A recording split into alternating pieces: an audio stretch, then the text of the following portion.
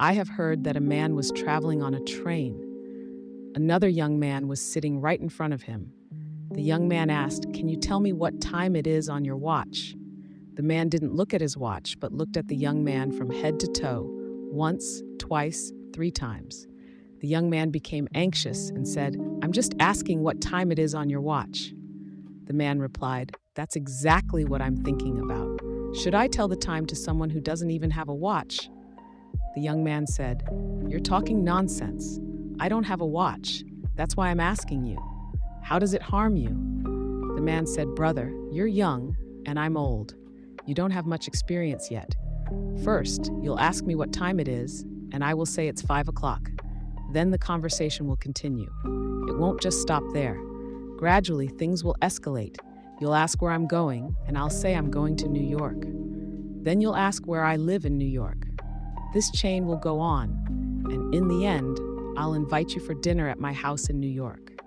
You will see my young daughter, and soon you two will start talking. Then you'll go to watch a movie together, and problems will begin. Before long, you'll bring a proposal to marry my daughter. And let me tell you right now, the kind of man who doesn't even own a watch, I'm not giving my daughter in marriage to him." We laugh at this, but this is how our mind works. You keep making connections like this. If you look closely, you'll even laugh at your own mind. The mind keeps thinking about distant, unnecessary things, wondering what may happen and what may not. Think about it. In your life, how much of what you've thought has actually come true? How much? Only 1%, perhaps. And for that 1%, you wasted so much time and energy. And what happened with that 1%? In a mental asylum, a psychologist came to study. He asked the superintendent about a man who was sitting in a corner, beating his chest, holding a picture, kissing it, and pressing it to his chest. The superintendent said, "This man had a great tragedy. He loved the woman in the picture and wanted to marry her, but she refused, and since then he has been madly in love with her. Now her picture is his only support. He thinks about her day and night. This is a modern-day Romeo who never got his Juliet." The psychologist moved a bit further and saw another man in a different corner, pulling his hair, beating his head against the wall. He asked what had happened to this man. The superintendent replied, "It would have been better if you hadn't asked. This man married the same woman who rejected the first man. Ever since they got married, he's gone mad too. That woman has driven him crazy. One is crying and beating his head because he didn't get married, and the other is doing the same because he did. And this is happening all over the world. You'll cry if you get what you want, and you'll cry if you don't. Those who have what they wanted, ask them. They have tears in their eyes too. If you don't get it, there will always be a pain in your heart for not being able to achieve it. The true essence of the world, these trees, the moon, the rivers, mountains, animals, and birds, is not what defines it. The wise often remind you that the visible world is not the real one. And it's true. The real world is the expanse of your own mind, the illusions and fabrications it creates. Freedom is found in detaching from that mental world.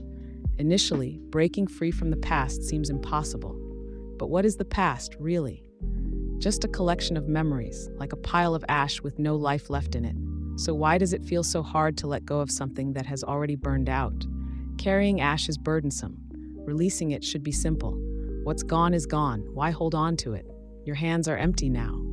Look closely and see for yourself. The past is gone, and no matter how much you grieve, it won't return. Time only moves forward. Dwelling on the past is a pointless exercise that only causes unnecessary pain. You're wasting the present, offering life at the altar of the dead, sacrificing what's alive for what's already gone. And then there's the future, which keeps you in its grip. You're always thinking, "I'll do this tomorrow." But when tomorrow arrives, it's simply today. And you end up ruining today for another tomorrow that may never come. When that tomorrow does come, you'll treat it just the same as today. You've been doing this endlessly, thinking about tomorrow when today passes by. But when will you start truly living? Trapped between two tomorrows, when will you ever live? These two tomorrows are like millstones grinding you in between. To break free, you must step out of this cycle. The way out is through mindfulness. Meditation is the practice of bringing yourself into the present moment. Buddha's Vipassana technique is one of the most powerful ways to achieve this. Countless people have found enlightenment through its simplicity. The technique? Just watch your breath as it goes in and out. Observing your breath keeps you anchored in the present. Breathing happens in the now. Pay attention to it. Buddha doesn't instruct you to think about past breaths or anticipate future ones. He teaches you to be mindful of the breath happening in this moment. Your mind will wander, creating a flood of thoughts. Each time, gently bring your focus back to the breath. This practice trains you to live in the present. And once you achieve that, you'll be able to live in the world with the ease and purity of a lotus flower resting on water.